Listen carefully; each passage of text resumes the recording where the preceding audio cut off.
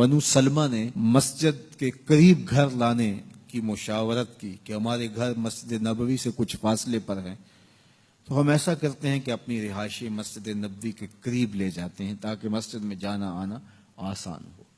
تو آقا کریم علیہ السلام کو جب خبر پہنچی کہ بنو سلمہ قبیلہ اپنے گھر مسجد نبوی کے قریب لانا چاہتا ہے، تو حضور نے ان کو بلا کے فرمایا کہ اے بنی سلمہ تم وہیں رہو، اپنے گھروں کو شفٹ کرنے کی ضرورت نہیں ہے، تم جتنے قدم چل کے مسجد میں آتے ہو اللہ اتنا ہی ثواب عطا کرتا ہے۔ ایک روایت میں آتا ہے کہ جب کوئی شخص مسجد کی طرف چلتا ہے اور دایاں قدم اٹھاتا ہے تو دائیں قدم کے بدلے میں اس کے نامہ اعمال میں نیکی لکھ دی جاتی، اور جب وہ بایاں قدم اٹھاتا ہے تو بائیں قدم کے صدقے سے اللہ تعالیٰ جل شانہ اس کے نامہ اعمال سے گناہ مٹا دیتا ہے۔ تو وہ چلتا رہتا ہے، ایک قدم پہ نیکی لکھی جاتی ہے، ایک قدم پہ گناہ مٹتا چلا جاتا ہے، اور اللہ اپنی خاص رحمات اس کو نصیب فرماتا ہے جو مسجد کی جانب سفر کرتا ہے۔ یہ خیر البقا ہیں، یہ مقدس دھرتی ہے، اور اس کے احکام پھر باقی زمین کے ٹکڑوں سے الگ ہو جاتے ہیں۔ وہ جگہ جو مسجد کے لیے وقف کر دی جائے پھر وہ جگہ خاص کر دی جاتی ہے۔ دنیا کا عالی نسب محل بھی ہو، کسی شہنشاہ کا قصر بھی ہو، تو وہاں بھی آپ جوتوں کے سمیت جاتے ہیں، لیکن جہاں مسجد بن جائے اس کا فرش کچا بھی ہو شہنشاہ بھی جوتے اتار کے آئے گا۔ یہ اللہ کے گھر کی عزت ہے، یہ تکریم ہے، ان کو بیت اللہ کہا گیا ہے، یہ اللہ کے گھر ہیں، یہ پاکیزگی کی جگہ ہیں، اور ان کو تعمیر کون کرتے ہیں؟ جو اللہ اور پچھلے دن پر ایمان لاتے ہیں۔ اور ایک روایت میں آتا ہے جس نے تتر کے گھونسلے کے برابر بھی مسجد کی تعمیر کی۔ ہمارے دیہاتوں کے لوگ اچھی طرح جانتے ہیں کہ جو تتر کا گھونسلہ ہوتا ہے وہ ایک پوری اینٹ کا بھی نہیں ہوتا، آدھی اینٹ کے برابر تتر کا گھونسلہ ہوتا ہے۔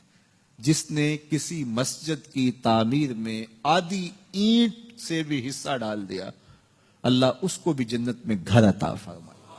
یہ کتنا بڑا اعزاز ہے، یہ کتنی بڑی عزت ہے جو تعمیر مسجد کرنے والے کو نصیب ہوتی ہے۔ آدھی اینٹ سے اتنا اجر لکھا گیا ہے، اور جو اللہ کے گھر کی تعمیر کرتا ہے، اللہ کے گھر کی تزئین کرتا ہے، مسجد کی آباد کاری کے لیے کوشاں ہوتا ہے۔ فرمایا اگر تم کسی شخص کو دیکھو کہ وہ مسجد کی دیکھ بھال کر رہا ہے تو اس کے ایمان کی گواہی دے دو کہ یہ شخص مومن ہے۔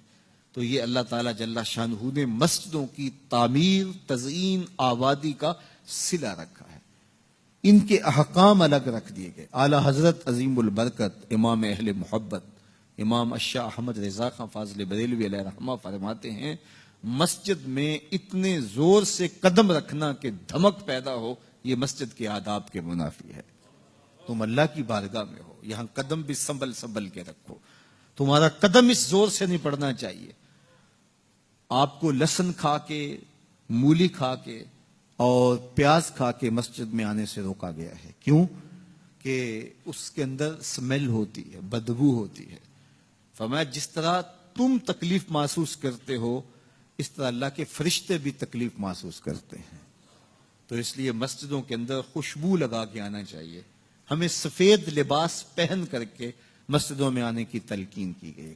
اور لباس بھی جائز ہیں، لیکن فرمایا کہ مسجدوں کو زینت دو سفید لباس سے، اور اپنے مردوں کو سفید کفن انہیں پہناؤ، اور مسجدوں کو بھی سفید رنگ سے، سفید لباس سے زینت بخشو۔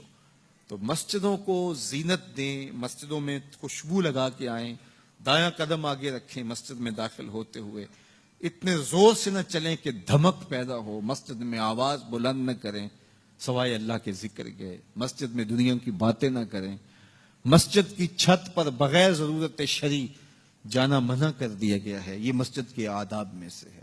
مسجد کی عمارات کو باقی عمارتوں سے بلند رکھنے کی تلقین کی گئی ہے۔ یہ وہ پاکیزہ گھر ہیں جس کے کونوں اور گوشوں سے قرآن کی صدائیں بلند ہوتی ہیں، جس کے ممبر سے رسول اللہ کا دین دیا جاتا ہے، جس کے میناروں سے اذان کی آوازیں گونجتی ہیں، اور درود و سلام کے نغمے ہواؤں میں پھیلتے، اور ہواؤں میں اللہ کی تکبیر کی، رسول کریم کی شہادت اور گواہی کی، اور فلاح اور نیکی کی طرف بلاوے کی اور درود و سلام کی خوشبو پھیل جاتی ہے، اور ماحول میں سکون اور طمانینت ہوتی ہے۔